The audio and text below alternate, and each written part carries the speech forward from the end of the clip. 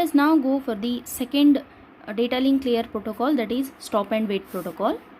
We have seen that in the simple protocol, it is a simple protocol which doesn't use any flow or error control.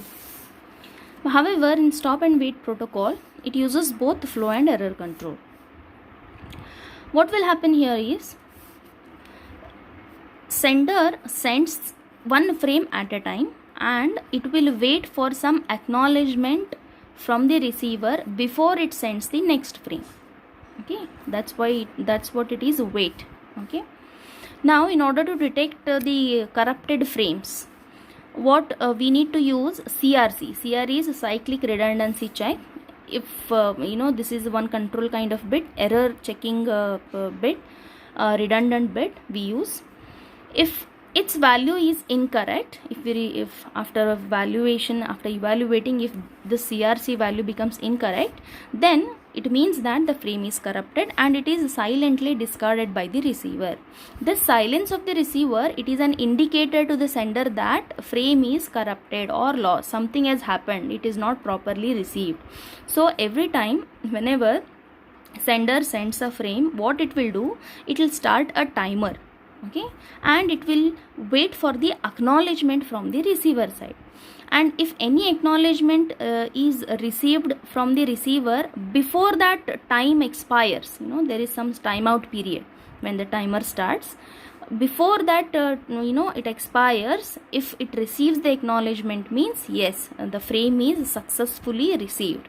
So the timer is stopped at the sending side and sender will now go to the sending of the next frame. But in case if it is waiting for the acknowledgement, even after some timeout period, it doesn't get any acknowledgement from the receiver, means something has something wrong has happened, some frame has either been lost or corrupted. That's why what sender will do, it will keep one copy of the frame within itself until the acknowledgement will be received by the sender. Okay, so till the acknowledgement is received, whatever the frame it has to send, one copy of that frame should be kept with the sender.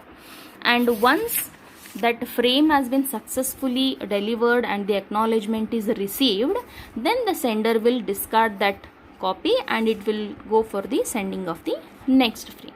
Now let us understand this stop and wait protocol by means of a layout. Here we have sender node and receiving node. Two layers are there. Whenever from the data link layer, from the network layer, data link layer receives the message, the packet, and after this it is put it into frame and it is being sent, and after this it will wait for the acknowledgement. If you just observe both the frame and acknowledgement, it has got CRC for error checking, whether frame is arrived properly or not. After this, one acknowledgement has been sent to the sender side, and this is the timer used by the protocol. Let us take one example of FSM in order to understand this protocol. If you see here, this is at the sending side.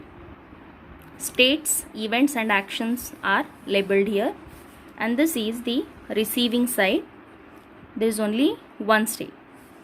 Let us start with the sending node. It is ready. It will not process further until and unless it will receive a data packet from the network layer. Once packet comes from the network layer, that is the event occurred. So after the event occurs, it has to perform some action. What is the action? It will make a frame. Yes, it will put the packet into frame, encapsulation takes place, and it will save one copy of that frame within itself and send that frame. Along with it, it will start the timer. Okay, then the state will change from ready to block. After doing this, after this event occurs, action is performed, it will go to blocking state. Now what will happen in the blocking state? There are two possibilities. Either the timer has started. Okay, so either the timeout period has reached, time has expired, it has not got any acknowledgement from the receiver, so it means that frame is either lost or corrupted. That's why it has to resend the whatever a copy of the frame it has saved. It has to resend the frame, as well as it has to restart the timer. This is one possibility. The other possibility is if it receives the acknowledgement. If it receives the acknowledgement with some corrupted acknowledgement, because acknowledgement, if you see here, even it has a CRC bit inside. So CRC is used to check for the errors. And if a corrupted acknowledgement has been received, so it has to simply discard it.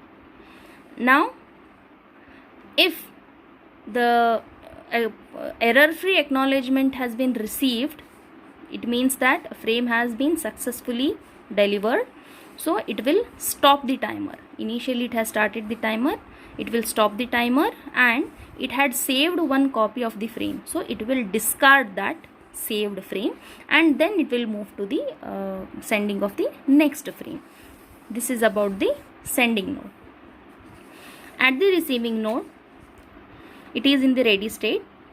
It will not deliver the data from the data link layer to the network layer, until and unless it will receive the frame from this sending node. That's why it is in the ready state. Now, what are the possibilities?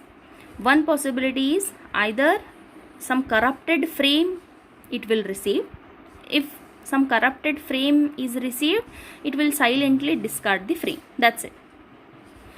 Now, if frame is received error free, successfully arrived, then it will take that message, take that frame, extract the message from that frame, and it will deliver the data to the network layer, and at the same time it will send one acknowledgement to the sender that I have received the frame successfully. Okay, this is about the sending and the receiving node of FSM using stop and wait protocol.